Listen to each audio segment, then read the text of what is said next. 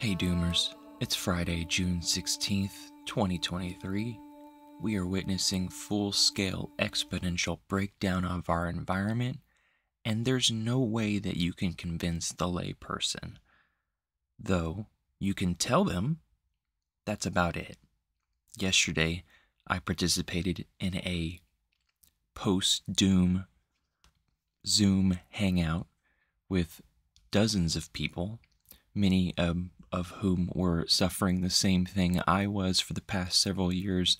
Why, oh why can I not convince the people in my life who appear to have high cognitive ability that, in fact, we were heading into collapse?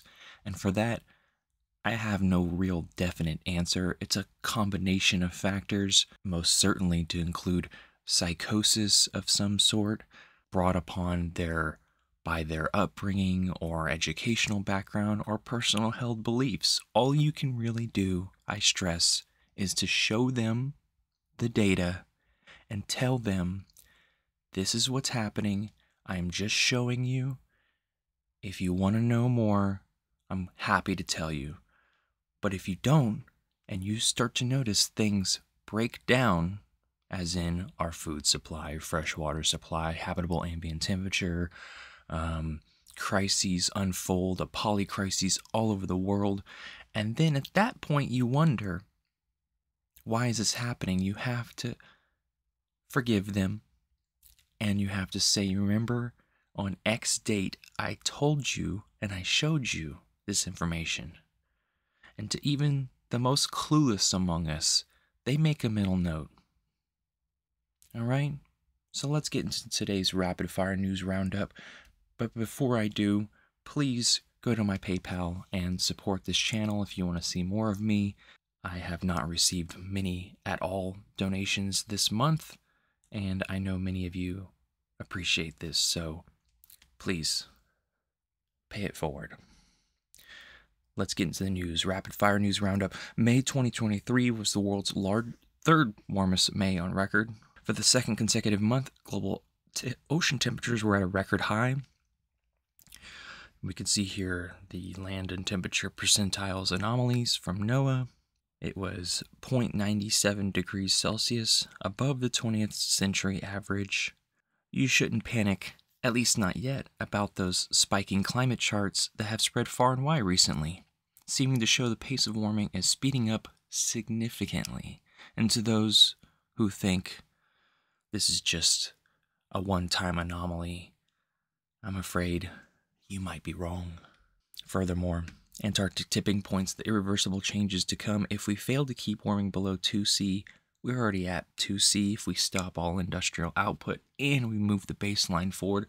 But let's go with the 1805 to 1900, which is 1.2 degrees above pre-industrial. Once again, we see the result of low sea ice conditions at both poles, especially the Antarctic.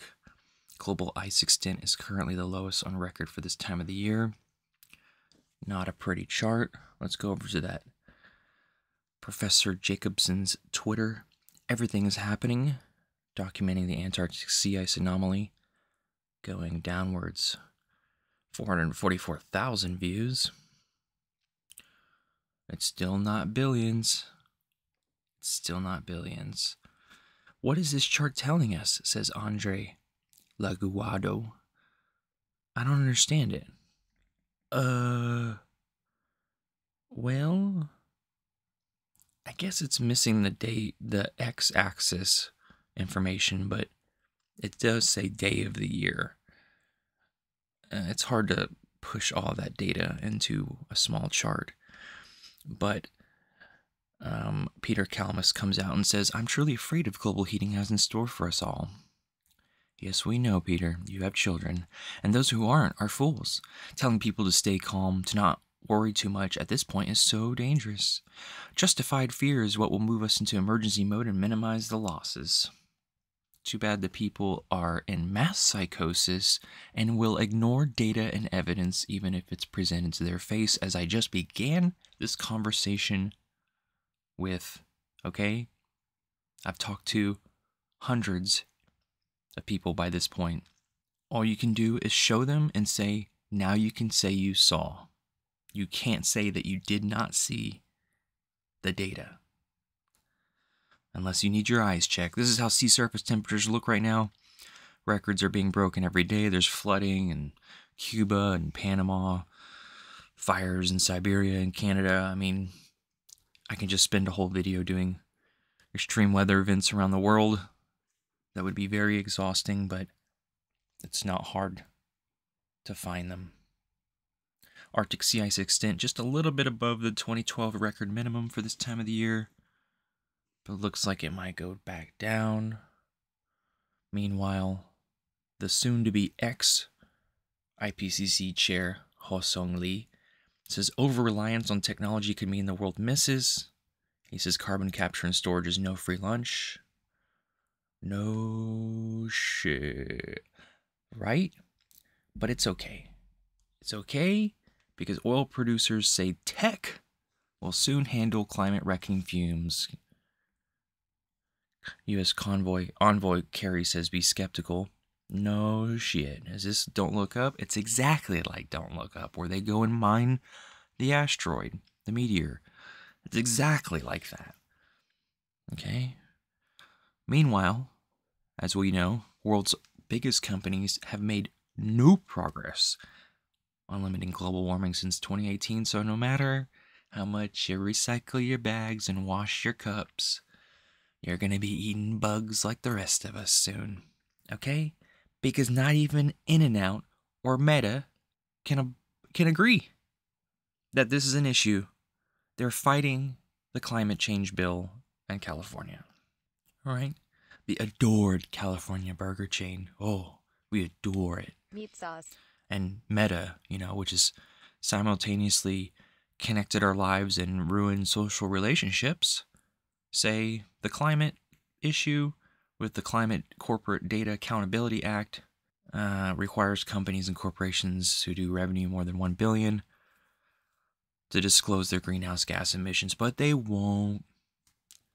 How are we doing on it? How is my country doing on it? How's the UK doing? It says it's doing good. How about Argentina? Nope. It's rising. Brazil? All over the place.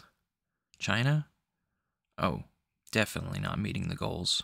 I mean, just go through any state. Norway? Nope. Not close enough. Russia? Oh, they're liars. How about US? Huh? Or Vietnam? Nobody's in line with it. Not even the country's In-N-Out Burger or Dolce & Gabbana. Okay, global warming surged in past decade. Research says human warming was rising at an unprecedented rate. New research has again shown. Meanwhile, we plan to go net zero, which let's be real, it's a lie. It's warming at an unprecedented rate over and over and over, increasing at 0.2 degrees Celsius per decade, scientists say in a new study published last week. Okay, so 0.2 degrees Celsius per decade, we're already at 1.2. We'll definitely be at 1.5, probably even close to 2 by 2030, and boom, there goes tipping points, and the Antarctic is already as small as Greenland now. It's melted so much, and we gotta stop the war. Russia's war in Ukraine is undermining global efforts to tackle the climate crisis, new report finds. Duh. What'd you know? War is impeding our effort, even though no country is even remotely on target. But we have war and In-N-Out Burger to fight with, okay? Yes, Peter Kalmus, I'm totally hopeful. Are you listening? Go back in your Twitter hole and spout some hopium dog shit. Uncharted territory again and again. Publishing the same article here at the Bulletin of atomic scientists. Luckily, 8 activists in Massachusetts dropped their drawers to protest climate change.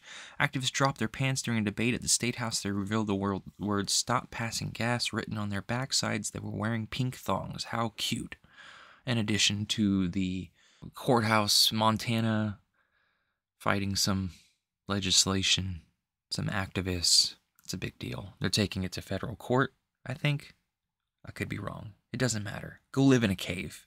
You can't even live in a house. Housing has become so unaffordable that over 75% of homes, rents are still setting records. I mean, geez, if you can live in New York, look at all those ads.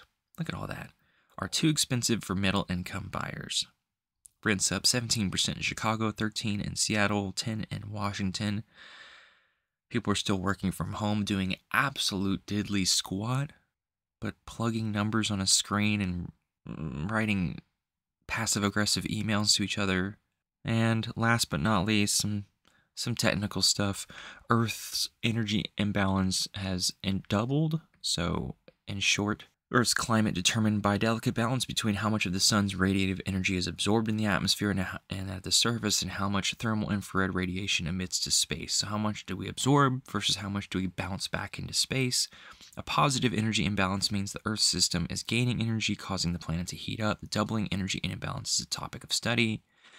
And so 2 independent studies looked at how this is happening, and in fact, increases in emissions of greenhouse gases such as carbon dioxide and methane due to human activity trap heat in the atmosphere, capturing outgoing radiation that would otherwise escape into space.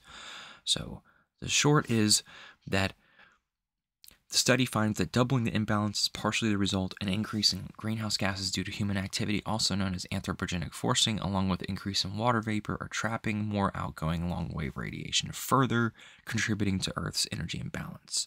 We're just trapping the heat, also decrease in clouds and sea ice lead to absorption of solar energy. You guys know this. So we're taking in energy, we're cooking it up on the planet. It's not bouncing back into space, and well, what can you expect? No life available in the West. China turns into a desert. Everything's on fire. Mass migration. Peter Kalmus still screaming. Climate change activists thinking they can change the world. It's over. It's hopeless. Done deal. Enjoy your last days. Thanks for tuning in. I'll talk to you guys soon. See you.